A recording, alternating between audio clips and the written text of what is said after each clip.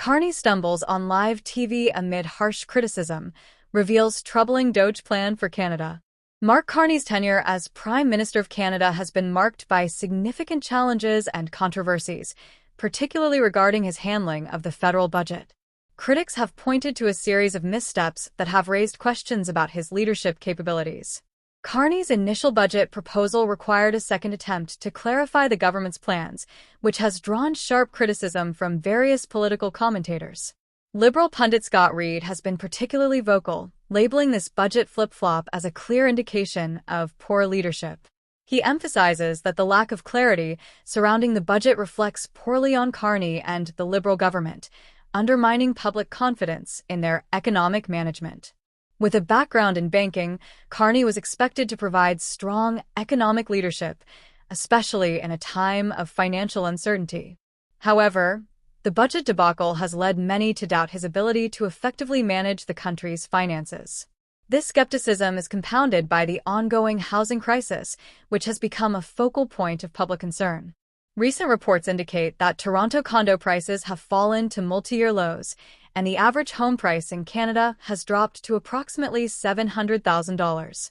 While this decline might seem beneficial at first glance, the reality is that $700,000 is still far beyond the reach of most Canadians, particularly first-time homebuyers who are trying to break into the market. The government's failure to adequately address the housing crisis has left many citizens struggling with exorbitant housing costs. The rising prices of homes have created a significant barrier for young Canadians looking to enter the housing market.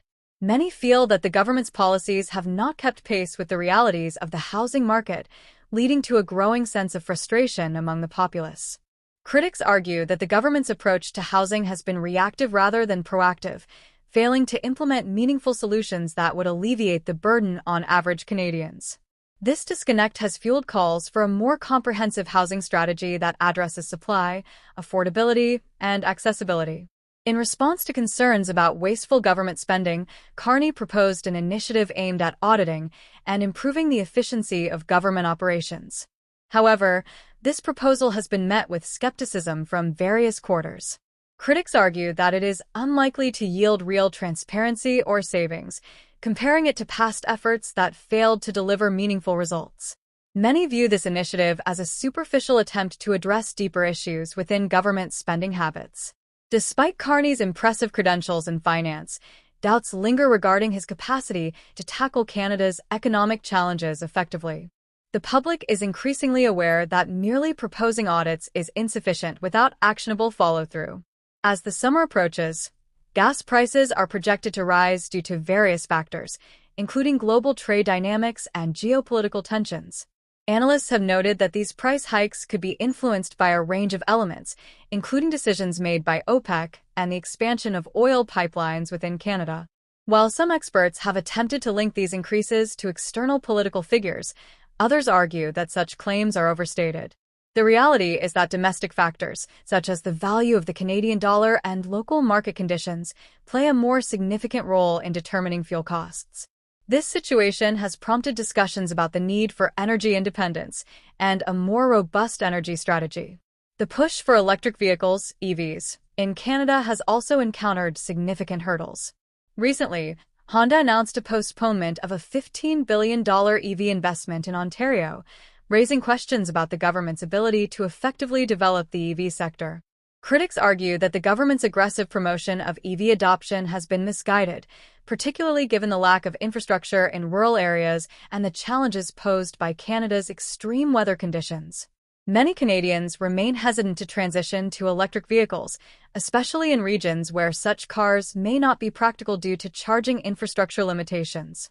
This skepticism is compounded by concerns about the environmental impact of battery production and disposal.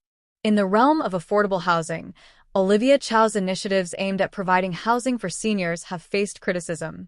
One notable project, which involves using shipping containers to house seniors, has been derided as a symbolic gesture that fails to address the deeper issues contributing to the housing crisis. Critics contend that while these initiatives may be well-intentioned, they do not offer sustainable solutions to the pressing need for affordable housing in Canada. The public is increasingly aware that such measures, while innovative, often fall short of providing the long-term relief that is desperately needed. Many are calling for a more strategic approach to housing that includes not just temporary solutions, but also long-term planning. Overall, the government's approach to economic issues, housing, and energy policy has been characterized by a series of miscalculations and ineffective initiatives. Many Canadians feel that the leadership is increasingly out of touch with the realities they face daily.